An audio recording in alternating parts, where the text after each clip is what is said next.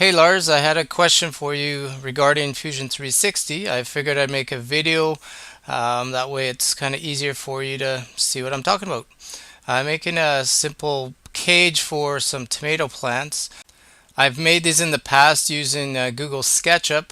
Now that I'm using Fusion 360, I want to give it a try in that program. So the problem I'm having is I want the beams to be 8.5 inches apart, so I can kind of copy and paste those and move them, say, 10 inches apart to get that equivalent spacing. But I want them also to be kind of like as a joint so that the whole thing moves together. So I'm not sure the best way to go about that. If you could answer me, that'd be great. Or maybe if you want to include this in one of your videos, that'd be awesome. Thanks, Lars.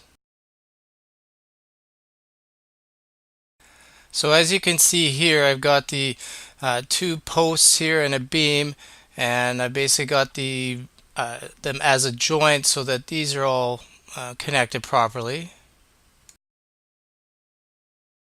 The problem here is when I copy and paste the second beam and move it down, say 10 inches to get that 8.5 inch gap, it's not, jointed to the other pieces. So when you move those other pieces around, then the second beam's just kind of floating in midair.